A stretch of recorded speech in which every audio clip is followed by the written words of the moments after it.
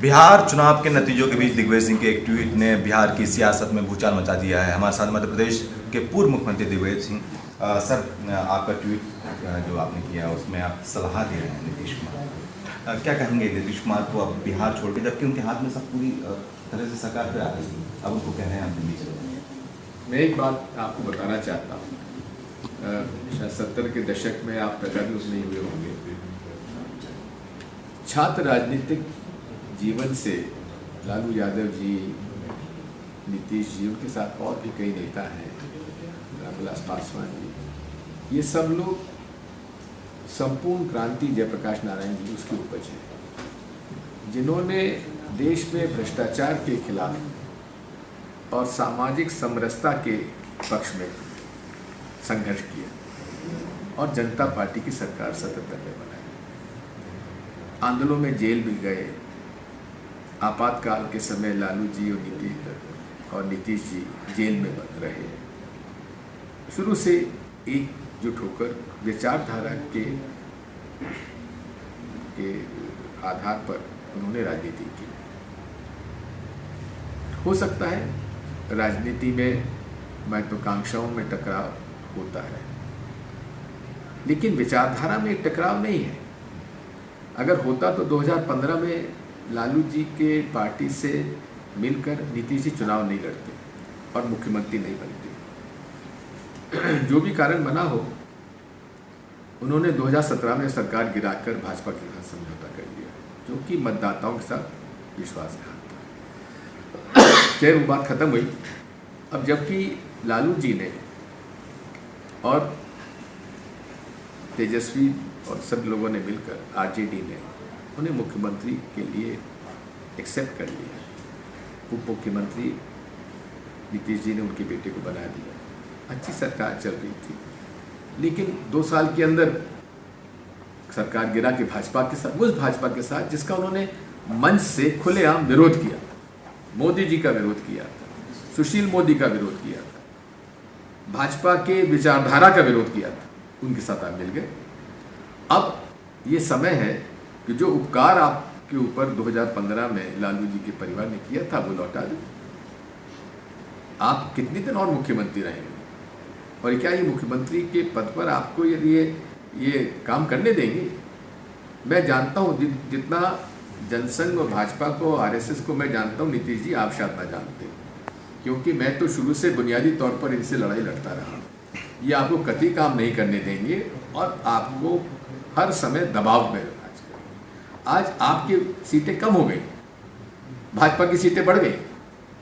क्या आपने इस बारे में अध्ययन किया है कि एलजेपी के कितने कैंडिडेट्स आपके खिलाफ बीजेपी के रेबल कैंडिडेट्स इन्होंने खड़ा किए? मुझे जानकारी मिली है 15 सीटों पर इन्होंने आपके खिलाफ बीजेपी के रेबल खड़ा करके जेडीयू के नुकसान पहुंचाया। समझिए इस बात को।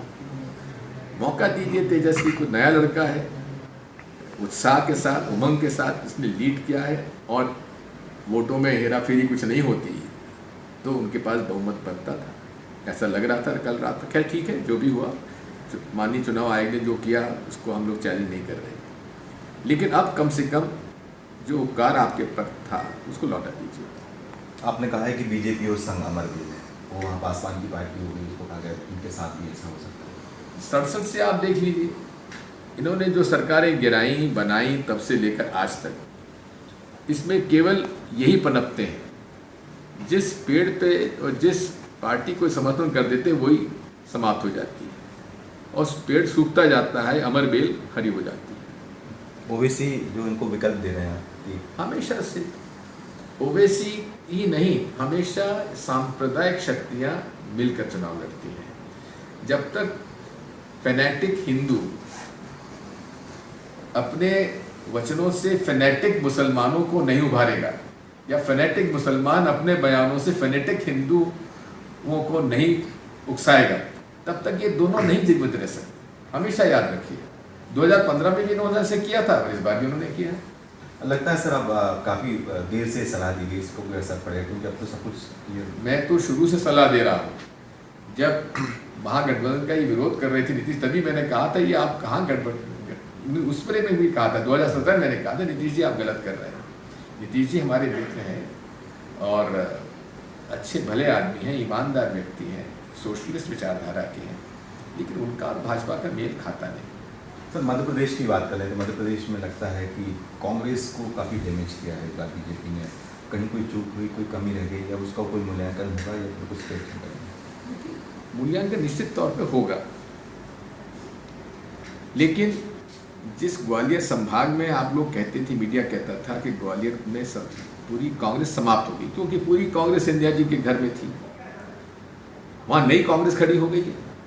लगभग आधी सीटों पर कांग्रेस ने नई कांग्रेस के पैर जमाते हुए अपने विधायक उनके घोर विरोध के बाद चुन के आए हैं।